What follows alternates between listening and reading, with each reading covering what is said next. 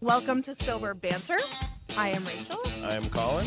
I'm so glad I have a co-host today because we have another podcaster joining us on Sober Banter, Adam Lyons. He is the host of the Modern Meeting Pod.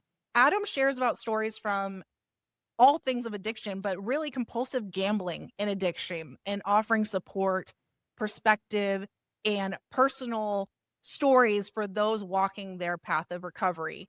And whether you're sober curious or supporting someone who is having addiction or gambling or in recovery from alcohol, drugs, this is going to be a great episode to talk about things that are going from hiding to healing, if you will. So welcome, Adam. Thank you so much for having me, guys. Appreciate it. I'm grateful that you have time to be on here, and thank you for joining us. One thing we haven't really talked about is gambling, and I wanted to just hear a little bit about your story and how you got here. I gambled for 20 years from the age of 18 to 38.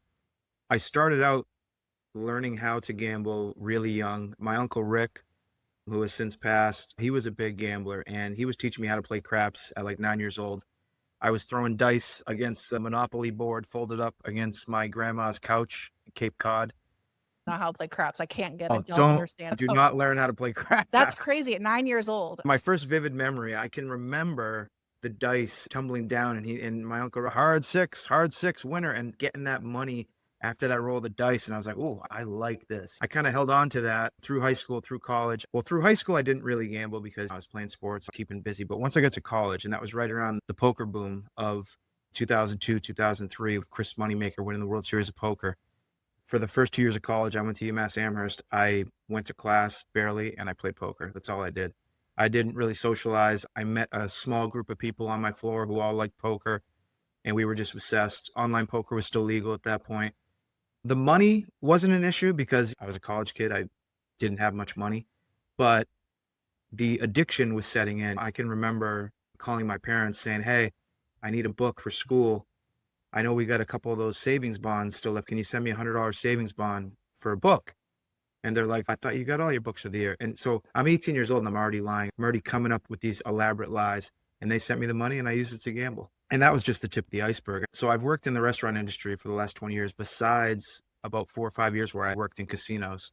And I guess I can say it. I worked for MGM Resorts for 4 years. When I worked at Foxwoods, a casino in Connecticut, that's where I was introduced to table games. That's where I was introduced to cash advances on a credit card. This is pre-recession, like 2005, 2006. I'm a 21-year-old kid, 22-year-old kid. I'm applying for a credit card, getting a $5,000 limit like nothing. So I did that 3 times. And over the course of a couple of years, I maxed them all out, all from gambling. And I wasn't gambling at Foxwoods. What I would do is I would drive. I was still living in Massachusetts. I was driving 75 miles one way to go to work as a poker dealer. I would then sign what's called the EO list, where if they're not busy, you can sign yourself out, basically. No penalty, no nothing, but you don't work, obviously. So I would drive 75 miles, sign the EO. They would let me out in a half hour, and then I would drive 10 minutes down the road to Mohegan Sun and blow everything I could get my hands on. So this led to me declaring bankruptcy. I was 28 when I declared bankruptcy. That was the first of my many rock bottoms. For a few months after that, I stopped. I was embarrassed. I was broke. I was ashamed. And then, as you guys know, with addiction, the disease, after a few weeks, I get a couple paychecks. That shame starts wearing off. And then I dabble with some Keno in a bar, do a couple scratch tickets. And the next thing you know, I'm back at it again, full-fledged. But now I need to escape, right? Now I don't want my family to see this. So I'm like, I just need a change of scenery. Right around when I turned 30, around 2010, 2011, I spent the next 10 years living in 5 different cities, having 12 different addresses, always thinking, I just need to change the scenery. It's the next thing. I lived in New York. I lived back in Boston, went out to Vegas, worked for MGM, DC, Austin, Texas. This whirlwind of chaos for 10 years, the second half of my gambling, borrowing from people, committing illegal acts to fund my gambling. Now, I always paid my bills and I always had a job. Every spare dollar I had went to gambling. And then once I didn't make enough, I just started borrowing. It wasn't until January 30th, 2022, I moved to Austin, Texas, because at this point I knew I had a problem, but I wasn't ready to stop. I said, you know what? Let me move to a place that there's not a casino within 5 hours. Okay. I'm going to work in this poker room. I know the kid who's running it. I know a few people. For 6 months, I did that. The plan was I was going to save money. I was going to send the money to my father back up in Rhode Island. Once I hit X amount, I'm coming home, starting my life over. Until the NFC Championship game in 2022, when I placed a large bet on the game, lost in a half-drunken gambler addict mindset.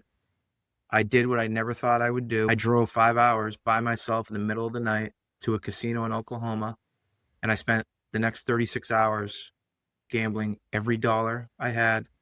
I was borrowing from people. I was doing tricks with PayPal and Venmo and bouncing virtual checks. When the dust settled, I was sitting in a parking lot at 5 a.m. the next day in the middle of Oklahoma. I had this feeling wash over me. I can't describe it. Through recovery, I think it's a spiritual awakening. I think it's God. I don't know what it was, but bottom line was I was sitting there looking around at like, where am I? I finally said, I'm ready. 6 days later, I found a 12-step meeting in Austin. It saved my life. I've never looked back. And my last bet was February 8th, 2022. Wow. That's amazing. That's like 10% of my story. Yeah. Rachel said this really dove too deep into the gambling addiction, and it's heavy. I found a meme, and gambling is one of those that feels it's so easy to substitute because we got sober from alcohol in 21, right? And we're like, okay, we can't drink. Obviously, we're not doing drugs, can't do edibles, no longer smoking marijuana. We have been clean and sober. And gambling is one of those that just is so, it is a quick fix. It is the only addiction-based disorder in the DSM-5 that is not an ingestible substance that is listed under gambling use disorder. And it's because your brain makes its own chemical. It makes your own dopamine that it's the same as what alcohol produces. Yeah. Only gambling can do it. 100%. That's crazy. Two things. Number one, of all the addictions, it says gambling is not going to kill you, but it's the one that makes you want to take your own life. Right. Correct. And I cannot tell you how many people I've met in these 12-step rooms where their story is, I'm in another fellowship for 20 years and I'm 30 days clean from gambling. So many people call it living dirty. A lot of these people get clean from drugs and alcohol, and then they start going to the casino, scratching tickets. Next thing you know, they realize that they have a problem and now they have to get help. I think, well, what I was going to say, my mom is sober too, and we've talked about Vegas and gambling. I can see how it can intertwine. In early recovery, I actually did say I could tell that gambling was starting to substitute, and I'm like, I can't do this. I had to have more time because if you go immediately after you're doing alcohol and drugs, it produces the exact same effects, right? I don't think people are as aware about that, but there's a meme that goes around that's like, all the money I saved on drinking, I now spend on gambling. And it's like, that's just substituting one addiction for another. Living dirty, I suppose. I've never heard that either. I think as people who are sober, both from drugs and alcohol, it's such an awareness to bring like a compulsive act that there's another level of sobriety to hit. But my question for you is, did you realize the sobriety piece of the drugs and alcohol or the gambling, or it was all together? So I still occasionally drink my entire life. Like during COVID, everyone's making videos and saying how they're getting drunk every night. I think I went March, April, May, June of 2020 without having a drop of alcohol. It's so weird because I have this insane disease with gambling, yet I have never had an issue with drugs and alcohol. When I hear people say they should abolish gambling and it's crazy what they're doing, yes, it's crazy right now, like what the DraftKings and the FanDuels and all these people are doing to the young people. But if you can go gamble responsibly and use it as a night out, or if you're budgeting and doing it like the way I will go out and have a glass of wine at dinner or 2 beers after work, like there's all different forms of recovery, in my opinion, and there's all different forms of sobriety. It's just about, for me, it's about being honest with myself. And 10 years before I entered that room, February 8th, 2022, I knew I had a problem with gambling. I never got to that point with drugs or alcohol. But with the gambling, the way I look at it is the disease is always just hammering me with justifications, no matter what. I could be scrounging up change to go to Walmart to buy frozen food because I'm broke for the next 4 days. And my disease will say, we just got unlucky. Like, don't worry about it. You should have saved Yeah. that extra $10, but it's fine. The insanity of that, right? Wasn't there something, you might have said this before, that you almost get not addicted to the winning, but you get addicted to the losing? Well, that's Like dopamine. that's the difference with the gambling addiction. The best example I heard, and this is not from someone who is recovering from gambling, studying addiction in school. It might not be as accurate. If it were coming from a gambler, I would probably be more willing to, this is probably true. But in roulette, you're doing red or black, and it hits black that first time, you're almost happy because that means you can double down. And then hopefully it's the red the next time. But eventually it fizzes because you can't keep like unless you have infinite money. But at that point, there's a small, in the beginning, I think, happiness that comes when there's a loss because there's a potential for a bigger gain, but it's very subconscious. And that comes much later in the stages of gambling. That is not in the beginning. I think that's a learned thing from when you have the experience of you've lost like 3 rounds and then you double down on that 4th one and then you win. And then from there on out, you're kind of hoping it doesn't hit so you can double and get more. It's very weird. I have so many things. I don't even know where to start with that because you're right. Like, that's all true. First thing I thought of as you're talking is the first time I went into that GA and I read the literature, I thought I was being punked. Someone's been following me around for the last 20 years, and they are writing down exactly how I think. The dream world of gambling. To your point, there's a line in the literature that was written 60, 70 years ago that says, there is evidence that a compulsive gambler subconsciously wants to lose. They want the pain because they just want to feel something. The last 5 years of my gambling, especially the last 2, if you watched me hit a jackpot at a casino, which I did often, when the cashier comes over and they're counting out the hundreds, this is my face. And if you're listening on an audio, it's stone face. Like, I don't feel anything. Motionless face for the I'm audio numb. base. And it's because at that point, right, in year 20 of my gambling, I'm down so much money that I would have to hit the lottery in order to be even. Early on in your gambling, you think like, okay, I had a bad year sports betting NFL. I lost $5,000 last year, so I need to win that back. But once you get to the level that I was at, you lose count. You have no idea. So subconsciously, even when I was winning, I was still down so much. And, for me, it's interesting, like now with all these YouTubers and all these guys that are making these ridiculous bets and playing these ridiculous slots, high limit slots, I was the opposite. I wanted to lose by 1,000 small bets. I wanted to sit at that Keno slot machine for hours. And I was too afraid to wager at all. I was the guy who wanted to bet $1 for the 1,000 to 1 shot. And I'll do that 1,000 times rather than putting up $1,000 for even money, if that makes sense. Death by 1,000 paper cuts. Yes. Kind of. Yep. Which, in similar fashion to alcohol, I think it gets to that same point where, at least for me, there was definitely a point where I was drinking so much that it was like I kind of hoped the blackout would take me out. It's very subconscious. I wouldn't say, just like you probably wouldn't say like you drove to the casino to be disappointed. In your mind, it's like that's what's going to make you happy. But then you get there and it's like, or the amount of alcohol I ingest in my body, it's just not, it's never enough. It never got that feeling away. And it didn't matter whether I tried to slow my pace or be fast, or I hated that I was drinking, but I had to do it. Yeah. It was the only way I knew how to survive. Absolutely. And that's something I've had on the Modern Meeting, like people with alcohol addiction. And they talk about walking into the package store and they're like, I don't even want to be here. That was me taking the exit to the casino. I didn't want to do it, but I couldn't not do it. The vicious cycle for me was from year 1 to year 20, the ride to the casino or the walk into the casino was always, this is the night. This is the night I'm going to hit. This is the night that I'm going to do X, Y, and Z. And I know I can't get to even, but I'm going to put a big dent. My last few years, I was walking around on my cell phone with a list of people that I owed money to. I'm going to clear that list, right? And then you get in and you most likely, even if you win, you're going to give it back by the end of the night. And if you lose right away, now you sink, and now you enter. Can I swear on this? Oh yeah. Now you enter the fuck it phase, right? It's just like, fuck it. I want every dollar I can get my hands on. And then that's when the numb sets in. And now you're just a loser. You can't believe you did it again. And then you get out to the car in the parking lot when you have exhausted all resources and you promise yourself you're done. You say, I want to bottle this feeling up, this feeling I have right now. I don't want to do this. Please.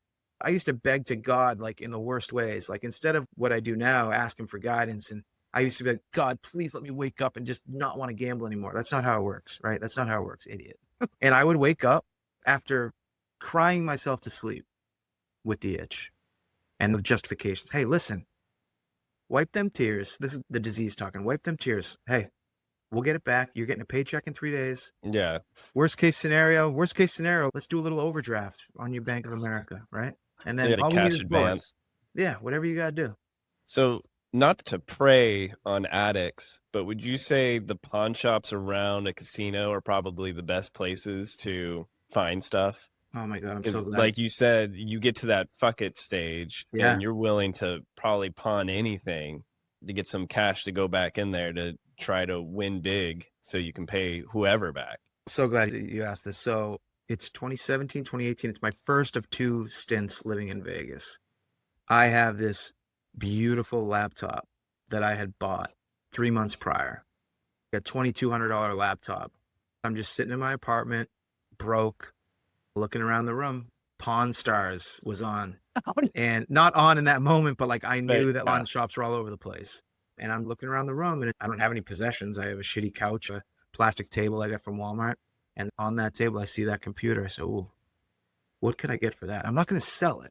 I just want to pawn it. Exactly. And then I'll get it back. So for the next 2 weeks, the effort that I would put in to fuel and fund my gambling, if I applied that to my life, I think I'd be an astronaut or president of the United States. Like I went to 20 different pawn shops. I'm looking for the best price. I'm negotiating with them. I finally found a place. This $2,200 laptop, the highest I got offered was $1,200. I gave it to him for $1,200 and I said, but I'm coming back to get it.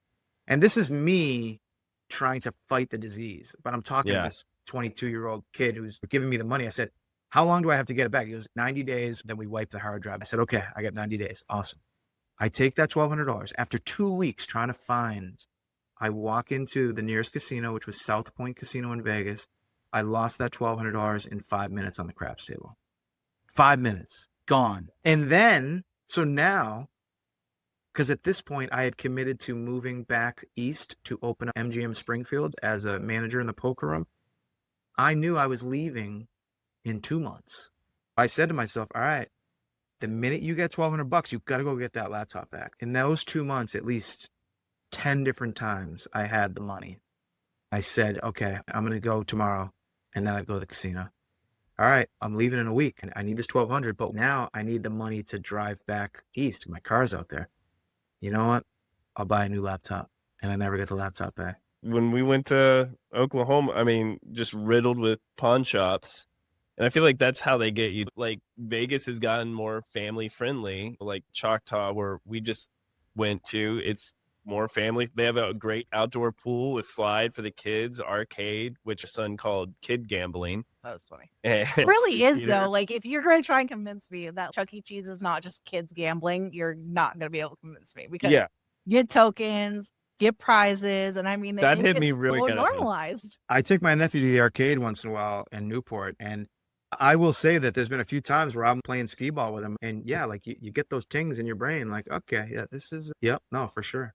Yeah, the lights and the sounds. I mean, they know what they're doing to draw you in. Yeah, the check cashing places, the pawn shops. Enticed with free hotels, and they'll pay for all the other things. Colin will joke, he's like, yeah, the hotel's not free. You gamble, you're $300-$400, whatever, and like that's what pays for our hotels. But they try to prey on the people who most likely have a problem. Like, I mean, that's who they give the most rewards and make it seem so fun. Rachel, I was just as addicted to all of that as I was the actual gambling. I was a diamond member with Caesars.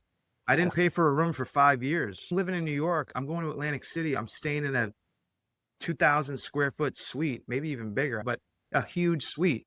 by myself, miserable. I go down for 3 nights. I'm broke by night 1, and I'm just sitting there in the room for 2 nights. I have a casino host calling me and offering me free play. I was losing tens of thousands of dollars, and I was on the low end. Some of these people that are spending that much more, I mean, they're getting flown out. They're getting everything. But yeah, like walking in, oh, Mr. Lyons, right this way. I'm not going to wait in the line with the rest of the peasants. I'm going to go with a diamond check in right away. I feel so wrong that I get like all these diamond rewards, but complained when I was drunk, got mad, talked to a supervisor, and they upgraded me.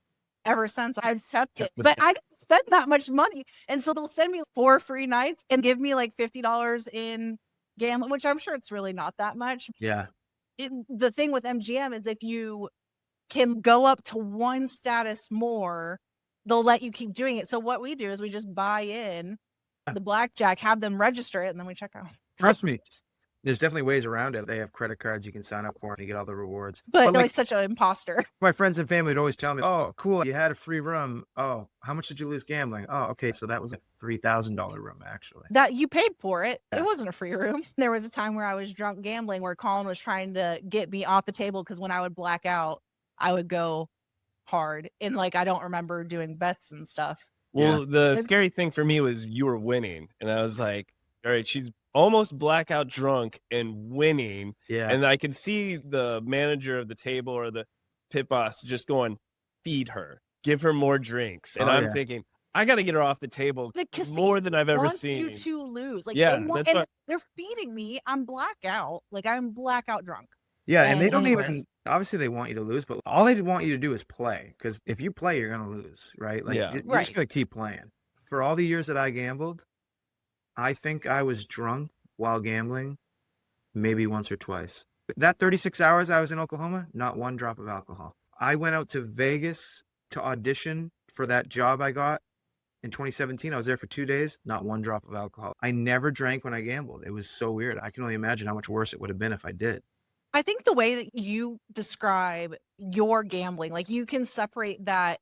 You understand when you drink, it doesn't have that same feeling. There are a lot of times that like you can cross contaminate. Like, I don't know how when you stopped gambling, but you probably didn't, like, if you would have started drinking right after, maybe it could have had a sub addiction.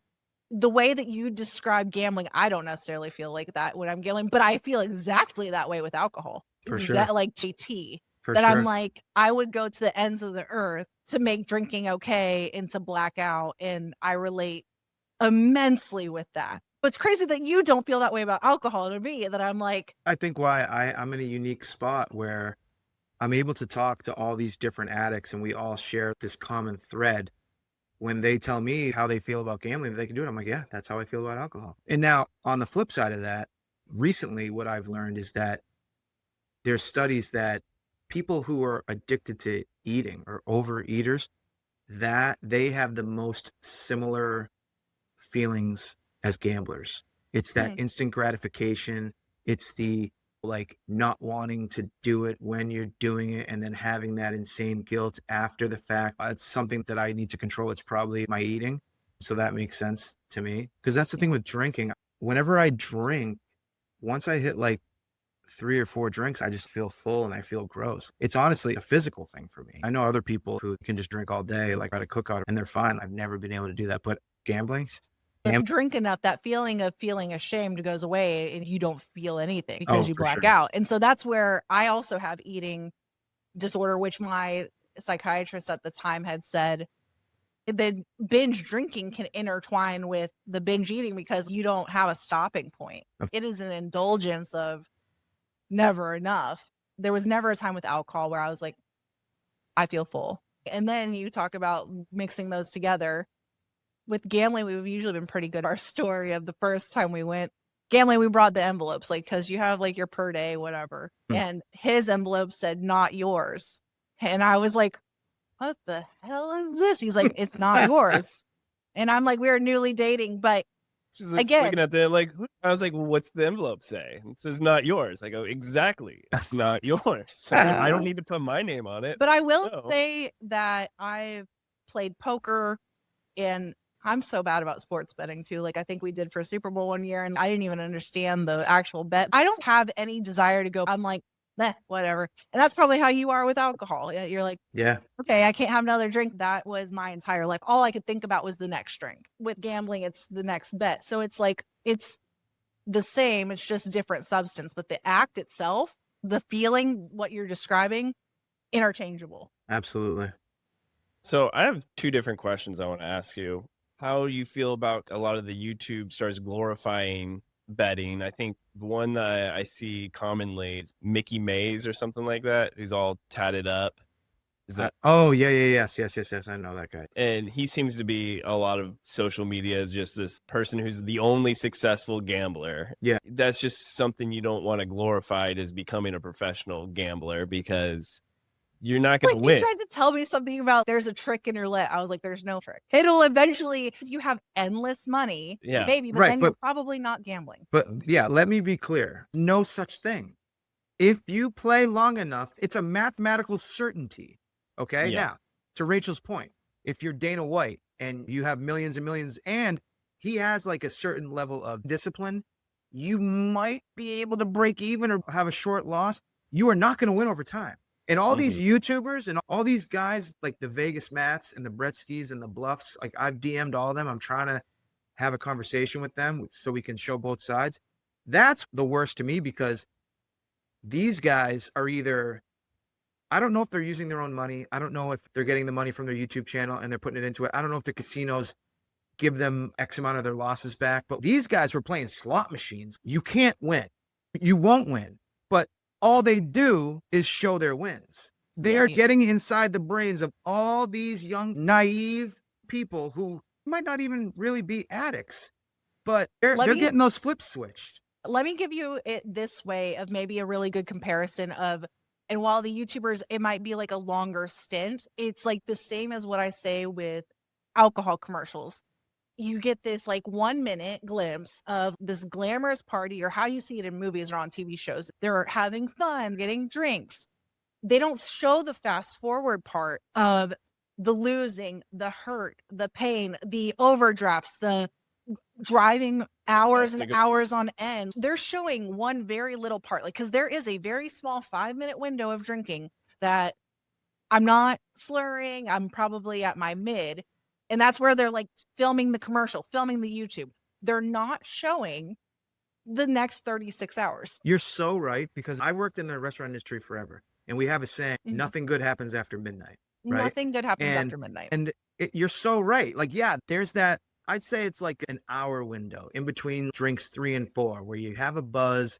Everyone's looser. Everyone's having a good time. The food's good. But once you hit that second bar, you start texting your ex or whatever it is that we do when we're drunk. Or if you do manage to have a decent night, you're going to wake up the next day feeling like shit. So yeah, you're right. Or the next day you have a good night gambling and they're not showing the people that come home where they won on that slot machine, but then they go run over and they put it all on black and then they lost it. And then they're taking out a loan. They're showing a very, very small, minimal part, just like when they show drinking in movies. They don't show me passed out in a place I'm not known. They just show the fun part of the club.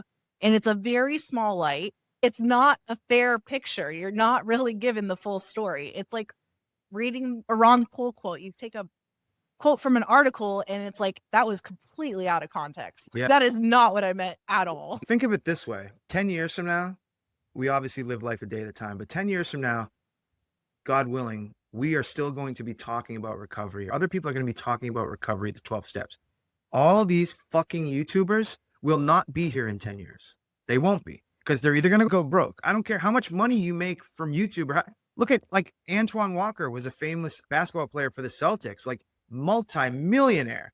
He like is in debt to casinos. So there's no such thing as a winning gambler. And that's why they have different rooms too. Like you look at the high limits and it's just like with alcohol that 1 or 2 drinks will get you feeling tipsy. And then with an alcoholic, it's like, doesn't do a dent. It's like your body builds this tolerance in the same sense. Oh my God. My value of the dollar from when I first started going to casinos and I maxed out those credit cards, a really bad night for me was losing $500. I would go with 3. And if I had to go to the ATM and take out another 2, at the end, I wasn't putting less than $1,000 on the craps table to start. Holy shit. I once went to Vegas for a 6-day trip with my family. I had gone on a decent run winning sports betting. I went out there for 6 days with $14,000. It was gone by night 3. You want to see someone who's depressed, have a compulsive gambler be on vacation with his family in Vegas with no money. Oh my God. Yeah, for 3 more days. Who doesn't like to drink? And see, the thing that we love about Vegas is I like that I've gotten the free rooms. We love that you can go to a comedy club at any Yeah. hour of the day.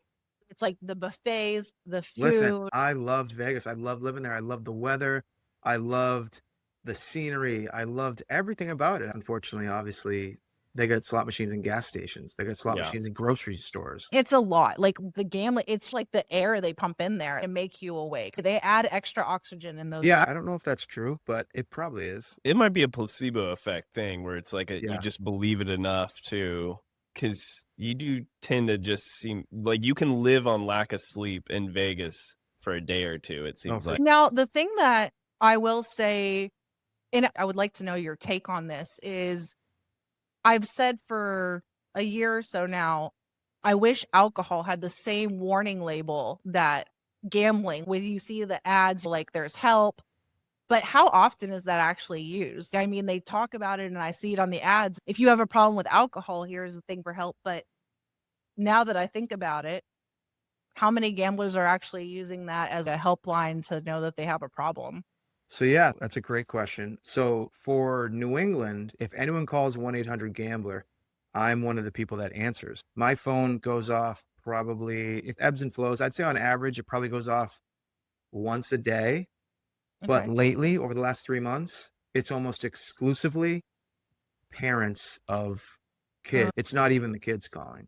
Part of the reason why I started the Modern Meeting is because I just don't think that the 1-800-GAMBLERs and the problem gambling councils, they're all great, but it's not enough. It's just not enough. Of all the 12-step meetings, like alcohol is by far the biggest and has the most members in a fellowship, but there's zero warning. Like alcohol, forget about certain drugs being normalized and glamorized in movies. Like alcohol is like, that's just, it's alcohol. Like alcohol is not a drug. You know what I mean? Which is just so sad. But to answer your question, there's a commercial with Jamie Foxx saying, give us $5 and we'll give you 200 free, and bells and whistles. And at the very bottom, if you have a problem, call 1-800-GAMBLER. Like, come on. But that's Like, what I'm saying. Like, it's it just- almost mocks it in a Oh, way. totally. It Totally. says bet responsibly too, So, I think. at oh, the very but end. so do the drink. Drink. I'm like, okay, I'll be responsible in the amount I drink, which is all of it. And like, I used to make fun of those things. Now it's almost backwards that alcoholism is probably viewed as a very serious issue in the world. There's more awareness. We have the Surgeon General now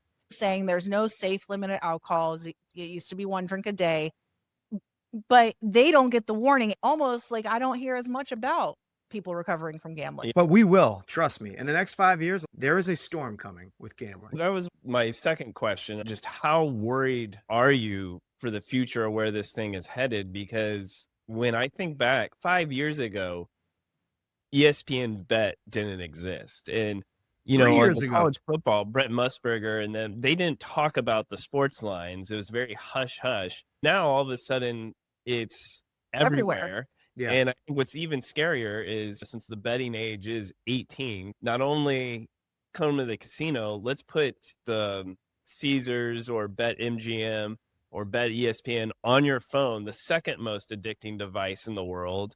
And then let's put the gambling app on there, the other most addicting thing in the world, You can and slots on your give phone it to now. a teenager. If you're in the right state, you can literally do slots on your phone. Yeah. When I think of my generation and the generations before me that ended up in these 12-step rooms, we had to call a bookie. We had to go to the casino. We played poker at home. We played Keno in the bars. And you would never hear anybody outside of Vegas talk about the spread or the over-under or the line. That was Pete Rose never got in the Hall of Fame because he bet on baseball. You cannot turn on any major sports network at this point without on the bottom of the screen, it's saying the spread of every single game and every single sport. If you watch a basketball game at halftime, they'll give you the updated lines, the live lines that you can bet. It's not just Michigan and Nevada. In multiple states in this country, whatever there is at the physical casino is now available on your phone. And so you can play craps on your phone. You can play roulette. You can play blackjack. You can play whatever you want on your phone. So to answer your question, yeah, this thing is going to explode because it's already at your fingertips. Every day, I still go to a meeting twice a week. I'd say 90% of the new people that come through the door, it's all the same story. It's on my phone. It was on my phone. I'm playing blackjack on the way to work. I'm spinning roulette while I'm sitting on the toilet. You can use credit cards. You can do cash advances on your phone to gamble. So that's why I'm so passionate about the modern meeting. And I'm so grateful I got into these rooms when I did, because within a few months of me getting help is when all this exploded on the phones. So I don't know. If I waited, I don't know if I'd be here. And then the extra layer of manipulation, and this is the same with alcohol, is that the ones making all the money are the casinos. So during Super Bowl, the ads are the most expensive, right? That's what it's known for. It's very expensive spot to have, but it's filled with online betting of this $5 input, 200 output. It's filled with these alcoholic, here's all the different beer and liquor commercials, but they're the only ones able to buy it, and no one's questioning why is all the money going there? And they're making it in whatever view they want you to see it. Yeah. They have control of the market. And what these companies are doing too is they're doing the research. They're figuring out exactly what is going to make that 18-year-old kid download the app. What is it? There's no catch, buddy. Put in $5, make a bet, and we'll give you 200. Who's not going to at least do that? Yeah. And then out of all those people, how many are going to get hooked? Because here's the thing about gambling, right? The one thing about gambling is that we live in this dream world, but every once in a while we win. So for me, quick story, 2018, I am in Twin River Casino in Lincoln, Rhode Island. I'm down to my last $150, another crazy marathon night. Adam got out of work, drove to the casino, went with 1,000. He's down to 150, walking around on his phone with 12 people that he owes $12,000 to. In 20 minutes, I turned $150 into $15,000 at the craps table. My biggest win of my life. I'm literally tears in my eyes, thanking God at the table. It's 5 a.m. I paid everyone off on my phone, but of course, I called them all like they were credit card companies, and I'm negotiating with them. I didn't tell them that I won. I said, hey, I came into a little bit of money. I know I owe you 800. Would you take 5? And of course, they all said yes, right? Scumbag behavior. But of course, I paid them all off. I'm debt free on the street, at least. You know, within 6 months, I have a new list of 10 people and I'm down all that money. But from that point until the end, I chased that role. And it's like, well, how do you, the odds of you hitting that are astronomical. You should be lucky you did it. But guess what? I did it. So the addict mind is like, if I did it, I can do it again. I watched it happen. And so that's the disease of gambling. You're never going to talk to a gambler who hasn't won or hit big.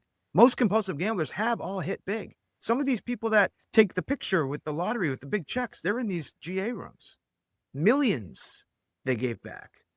So, I mean, that's the hardest thing. When I see these people come into these rooms, or when people reach out to me on the modern meeting, and I say, listen, it's okay if you're not ready. It took me 20 years to admit that I was ready. So this 25-year-old kid who's been gambling since he's 18 and he's broke, he lost his girlfriend, he's this, he's that, but he goes back out and gambles after he talks to me. It's like, well, it's because you're not ready. And the only person, step 1 of the 12 steps, as you guys know, it's you have to admit that you're powerless. You have to surrender. You have to admit you have a problem. So knowing that, what do you say to the parents? Because you said that that's who's calling you now. The parents. What do you say to them? Because we all know you're not going to stop until you're ready to stop. So the first thing I say is there's a word that I want you to remember forever, and that's bailout. You cannot bail out your son or daughter no matter what. They're going to tell you that this money is for my roommate didn't pay the rent and I need to do this, or I need to pay this. It's a lie. It's to gamble. Part of my reason that it lasted 20 years is because I kept getting bailed out. My parents kept bailing me out. My friends kept bailing me out. I was like a shark smelling blood in the water. If I had a friend who I knew had money, I would overdraft the account $1,000, knowing that I could pull on his heartstrings and get him to give me $1,000. So If all these people didn't do that, I might have found that room sooner. So what I tell these parents is, I know it hurts. You want to love and support them and you want to bring them to that meeting. Don't give them money. You cannot give them money under any circumstance. And it's hard for them because it's like, well, what if the bookie's going to break their legs? Well, I don't know. That's the catch-20. What I say to people, it's like, or what if my kid ends up homeless or this or that? It's like, think about it this way. If your kid hits rock bottom and then is homeless for a few months, would you trade that and then he gets on his feet and stays sober? Would you trade that for bailing him out and making this go on for years? Of course you would. If I'm in a parent's shoes, I can't say that. It's easier to say that than do it, to ignore that your kid needs money for a hole they put themselves in. But that's the first thing I tell all these parents. You can't bail them out. It feels like you're not helping your kid, but really, like, it's the best thing you can do. And obviously, when it comes to addiction, there is no one cookie cutter size fits all. The thing we learn about recovery is the uniqueness. We're not really that unique. When it comes down to it, the disease is usually in charge. People will go down far to hold on to their addiction because that's what their brain is telling them. It's just one more day of homelessness and then we get paid. When the never becomes the actuality is when the disease has a chance to be like, maybe this is a problem, but you gotta let them hit that and you cannot just speak it to them. I knew I had that safety net. No matter what I did, no matter how much I lost, I knew I could always get my parents to bail me out.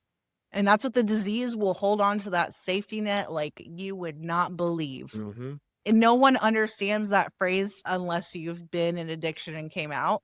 People are like, I just don't get it. Well, congratulations that you don't get it, because if you don't get it, that means you haven't been through it. But I did everything I could to hold on to alcohol as long as I possibly could until I was like, I can't do this anymore.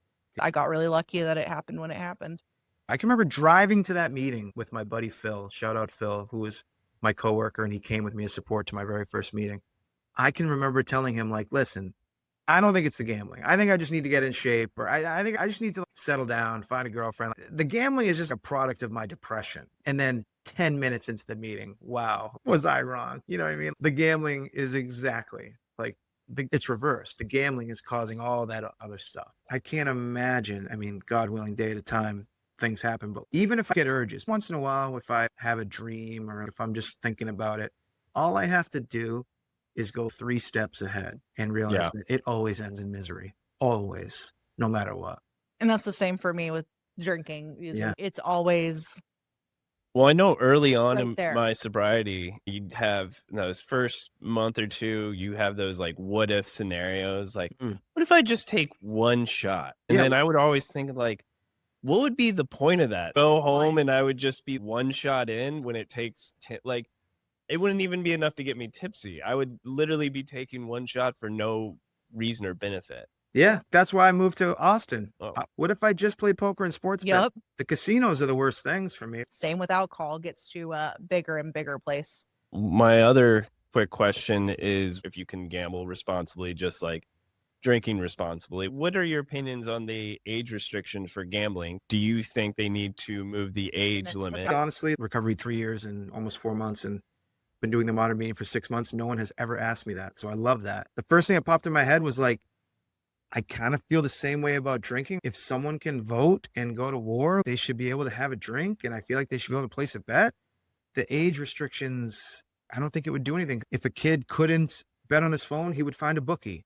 And if a kid couldn't find a bookie, he would go to an Indian casino that is 18 plus. So where there's a will, there's a way. When I was living in Boston, this is around 2016. So I'm still 6 years away from getting help. I self-excluded myself from Foxwoods and Mohegan, so I couldn't go. And I really thought that this was going to make a difference. But what did I do? I played more Keno, I played more poker, and I ended up moving to fucking Vegas.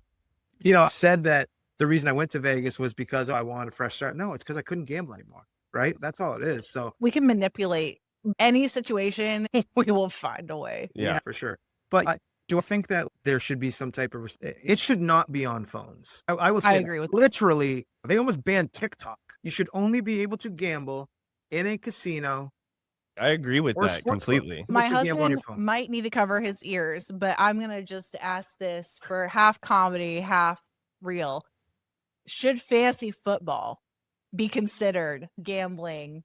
Because the obsession that happens with this man to my right, when I told him I had an eating disorder and I go to meetings for that, he's like, I have a disorder with fantasy football. I care. Yeah. And he cares too much. And he's like, I bond with friends because he's over there texting and looking up so-and-so players. And I'm like, maybe fantasy football should be off of our phone. But it's not daily fantasy. It's just, Yeah. your old school fantasy. So if there's Sure. one thing that I am a little bummed out about my sobriety is that I can't do my family fantasy football league. And that fantasy feel bad, football don't is worry. gambling, right? Like we can't, but It is gambling. You have a problem. no, but I never, ever got like, I would get more out of a $5 poker game with my grandma than I did playing fantasy football. Like fantasy Yeah. football for me was more about the camaraderie and just about making Sunday more exciting. But Mhm. I never looked at fantasy the way I looked at any No, type yeah, of gambling. I'm joking. I know that he doesn't either. No, but there are some that, the buy-in is thousands of dollars and you got to pay X amount for every trade you do or every waiver I wire think pickup. I don't think it's a legal buy-in. I think it's like you play with for free, or at least on Yahoo anyway. The Well, you can, commissioner collects money. Even though it doesn't bring you the same amount of joy, that would be like equivalent to like an alcoholic saying, I didn't enjoy beer, but I can't just go have a beer. Yeah, I mean, as I'm getting more into meeting people in the recovery space, I meet a lot of people who are in recovery but don't go to a 12-step meeting. You might talk to them and they might say that fantasy football is okay as long as you're not putting any money on it, right? Which I don't know. For me, that sounds a lot like a prelapse, right? That sounds Mhm. like some seeds being planted in your brain. And so I just would never mess it up. I feel about non-alcoholic drinks. I Oh, don't for do sure. the non-alcoholic beers or wines. And in my mind, it's like, I don't want to normalize drinking again. And I'm not to the point where I'm like, oh, I'm going to have a sip. Yeah. But I just don't like the impersonation of it. And it makes me kind of upset that I have to conform to you. You Yeah. know, like, how about I just don't drink because I'm an alcoholic? No, it's the same when I'm bartending and someone I'm working with is staring at the TV the whole shift. And they're like, oh, I just lost my parlay and this and that. And I just want to be like, bro, like, you want to know how this ends? Whether you're an addict or not, you're not going to win. And that's the other thing that's so irresponsible and so fucked up about all these influencers and all these people that post it. Like someone, for instance, like Dave Portnoy. I really like Dave Portnoy. I like most of everything he represents, but he puts up like a daily 4 or 5 leg parlay sponsored by DraftKings that he has tens of thousands of people following him on that bet. And guess what? It never hits. And the one time it does hit at 7-1, they just lost 15 straight before that. So to my earlier point, even when you win, you're still losing.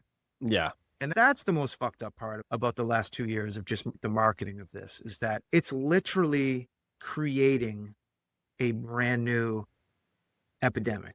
I hope I'm being dramatic. I really do. I hope. No, yeah. I think that when we come back, maybe in the future, we can have like a regathering that we can be like, hey, let's look at our talk 5 years ago. And maybe we're like, we weren't being dramatic enough. I really have felt like maybe we weren't so early to the sober game as we thought because there's so many others. But now I'm like, I think we might be in the early stages, to be honest. And For it's sure. like getting to that point where you're realizing how many people actually have a problem with it. For sure. And identifying with others is really the connection that comes from that addiction is more powerful than the addiction. And that's why your podcast is so important and why all of our podcasts are so important, because for each of us that goes and tells our story and puts it out there, even if that gets 1 or 2 people to tell their story or to go to a meeting or to just tell their spouse or their loved one, like, I have a problem, you got to keep going. We got to keep spreading awareness and we just got to keep trying to break down that stigma, you know? And I think the name of your podcast is just so creative. And even I like modern meeting. It's for someone, I'm 31. I want to go to a modern meeting. Like that sounds fantastic because before I went to AA, I didn't know. And it feels so old and decrepit. Oh yeah. And they're going to dark and gloomy. or smoke. yeah. And so I think you're spreading awareness. It's going to have to come to a head at some point. For sure. The bubble's going to burst. And I say this all the time, as gambling is evolving, so needs to gambling recovery. You can't just rely on the church basements and our sponsors and the 12 steps and the yellow book. We need more. We need to go toe to toe with this ever changing, ever evolving, technology driven monster that is gambling. Thank you for being literally Sober Banter's first gambling addiction. No, this was awesome. I love it. Really fun. Rachel, I hate I'm an expert in anything, but like as someone, thank you for being the first person who's been on the podcast isn't also in gambling addiction, because there is a lot of cross addiction. Thank you for being open and honest and willing to tell your story, even if it's not one of the more common addictions, even though it's probably more common than we think. I can't wait to share this because I think it's such a different perspective that gives a lot of insight. No, thank you for having me, guys. Rachel, Colin, this was amazing. Getting it out there because, yeah, there's got to be more done than just the basements and churches or 12 steps. And being in these uncomfortable questions where it's like, that's what Sober Banter was supposed to be for. It's supposed to be like hey, let's ask, like, I wouldn't normally, if I meet someone who does have a gambling addiction, I'm not going to just ask some of the questions I thought, like, what do you think of the 1-800 numbers? I don't typically talk about my drunkenness or being drunk on the gambling table where Colin's having to pull me off because I was blacked out. But that's the truth. And What were that's you like playing? what I What were need you people to playing? see.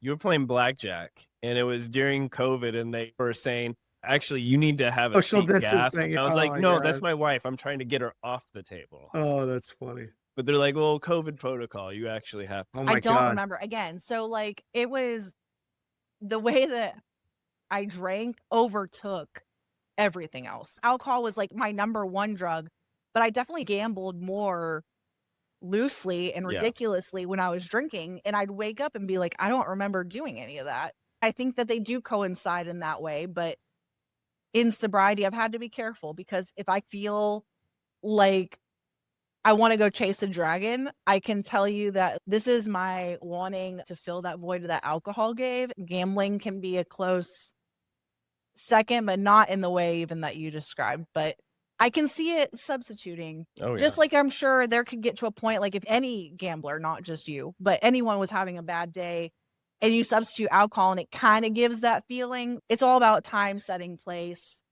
But my main drug of choice, which it sounds like yours was gambling, mine was alcohol. For sure. But I can relate. I still don't understand. I didn't understand the lines back then. And they're like, the lines are moving. And I'm like, where are the lines? That's the line. And I'm like, they're like, the line said it. I'm like, who's that fucking line? Like, I don't know what lines you're talking about. And like, what's an under 3? Like, what's that mean?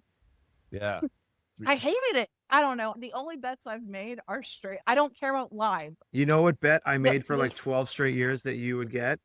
I would bet an obscene amount of money on the coin toss of the Super Bowl. I did it for Oh, like 12 wow. straight So years. you were that guy, too. Always heads. We do like the prop bets though, but then I did one wrong once. I didn't even know what I bet, but Mhm. I was like, here's $1 that he's gonna miss it. I do know that it is a serious addiction, just in the same that doesn't necessarily develop overnight, just like alcoholism doesn't. Mhm. And probably more people have a problem with it than they realize because it's not as talked about. So I'm glad that we're bringing light to the same as alcoholism.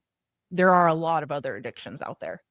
And Absolutely. they're the exact same. You could just intertwine the word and it's the exact same formula of how it takes over your life. Thank you again for coming on. And I hope course. we'll have a comeback episode where we can circle back and be like, wow, were we either way too early or way far off on Yeah. how it's evolved? So Definitely. keep And I doing would what you're doing. love to have you guys in the modern meeting. So let me know. Oh, that'd be Yeah. awesome. Yeah, we are the anomaly of the people that got sober on the same day.